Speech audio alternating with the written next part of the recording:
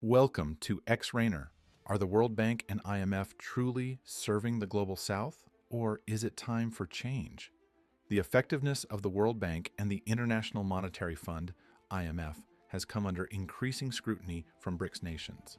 They argue that these institutions are dominated by Western interests and fail to address the needs of developing countries. Critics highlight the stringent loan conditions imposed by the World Bank and IMF, which often do not align with local priorities and can exacerbate economic and social challenges. Indian Prime Minister Narendra Modi has publicly criticized the World Bank's governance structure, describing it as outdated and disproportionately favoring Western nations. Modi has called for a more equitable system that provides greater representation and decision-making power to developing countries. This stance reflects India's broader push for reforms in international financial institutions to ensure fairer treatment of emerging economies.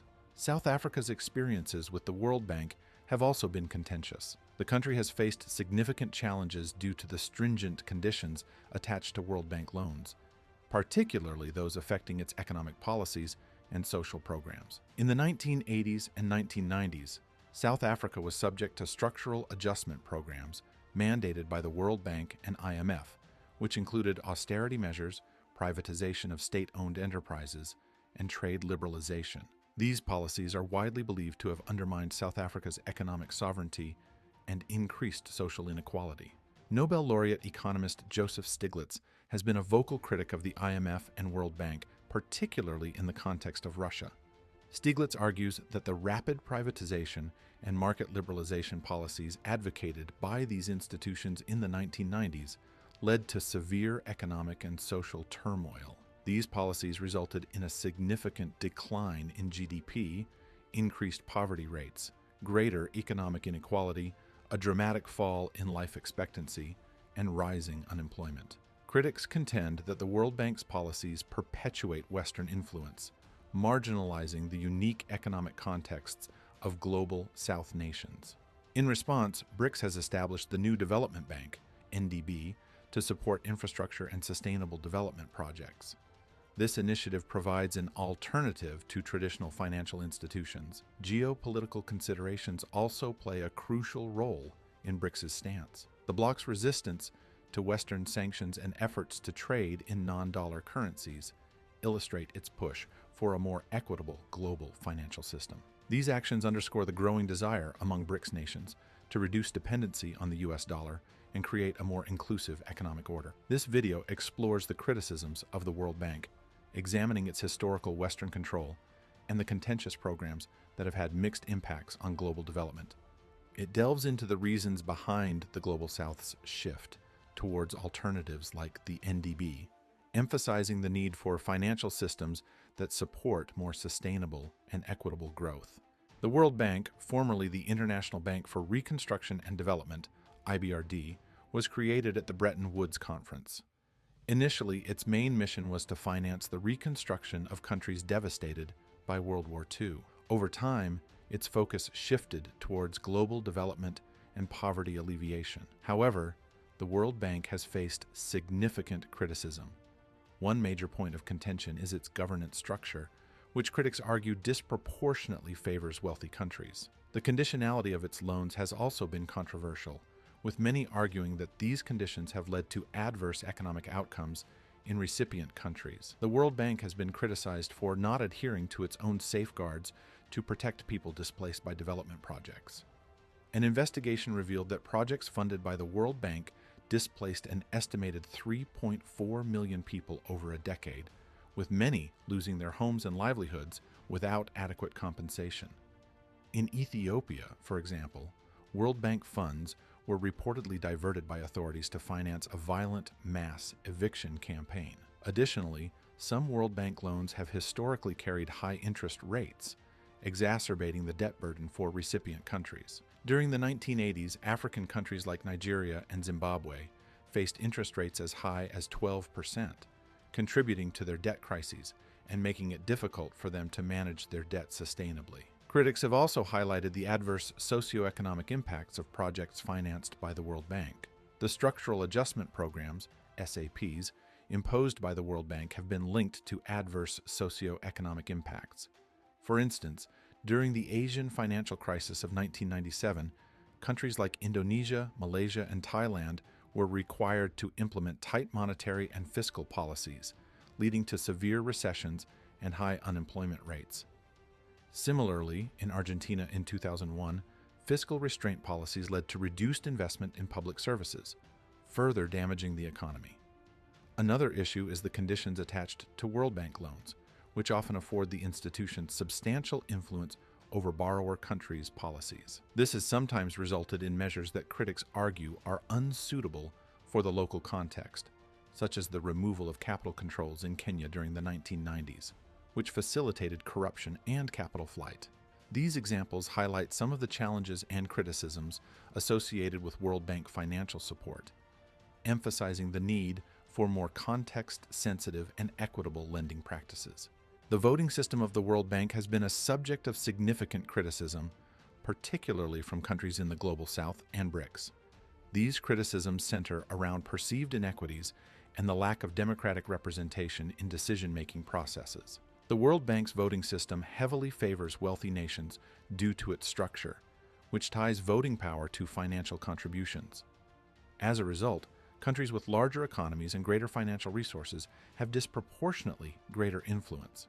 For instance, the United States, with its substantial capital subscription, holds approximately 16% of the voting power in the International Bank for Reconstruction and Development, IBRD. This imbalance means that a small group of wealthy countries can significantly influence the bank's policies and decisions.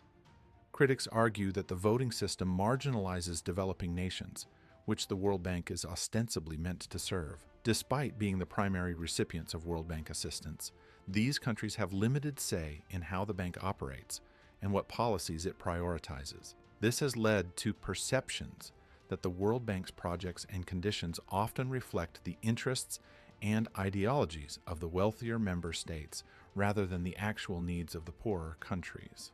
Let's take a quick pause. If you enjoy our content, please hit the like button and subscribe to Xrainer. Your engagement helps us grow. Thank you. What's wrong with the World Bank from BRICS' viewpoint? The BRICS nations have increasingly positioned themselves as a counterbalance to Western-dominated institutions like the World Bank. This stance is rooted in several key reasons, backed by various strategic moves and developments. Critique of Western influence. BRICS countries argue that the World Bank and other Bretton Woods institutions, such as the International Monetary Fund, IMF, are heavily influenced by Western nations, particularly the United States and Europe.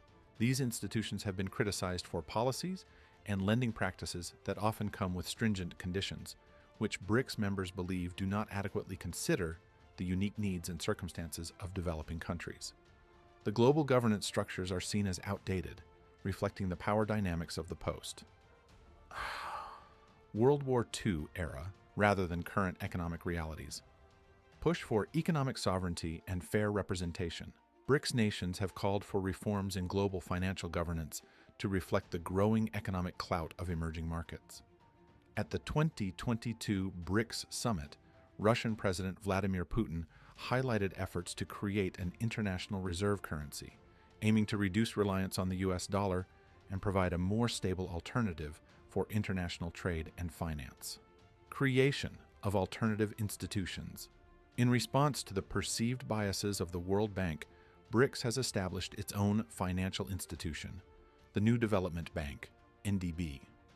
The NDB aims to support infrastructure and sustainable development projects without the stringent conditions often imposed by Western institutions.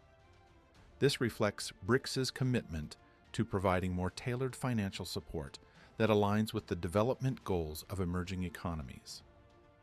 Implications for global financial governance. The expansion and increasing cohesion of BRICS pose significant implications for global financial governance. By building their own institutions and aligning on key issues, BRICS nations are not only challenging the status quo, but also laying the groundwork for a multipolar world order. This shift could lead to a more diversified and potentially more equitable global economic system, though it also brings challenges related to coordination among BRICS members given their diverse political and economic landscapes. Emerging economies, including BRICS nations and other global South countries, are increasingly turning away from the World Bank and IMF due to dissatisfaction with stringent funding conditions. They aim to reduce reliance on the US dollar by establishing new frameworks for development financing and economic cooperation. At the heart of this shift is the New Development Bank, NDB, which finances infrastructure and sustainable development projects. Positioned as a more equitable alternative to Western financial institutions, the NDB, initially capitalized at $50 billion, plans to disburse approximately $5 billion in loans by 2024. Its focus areas include clean energy, transportation infrastructure, and social projects, emphasizing transparency and accountability through an independent evaluation office. Additionally, BRICS countries are exploring trade in non-dollar currencies. India is contemplating a digital currency, while Russia is adopting the yuan as a reserve currency. This strategy aims to establish an alternative financial system that is less reliant on the US dollar. Thank you for watching this video. We appreciate your support. If you found our content valuable, please consider liking and subscribing to stay connected with our community. Thank you for watching.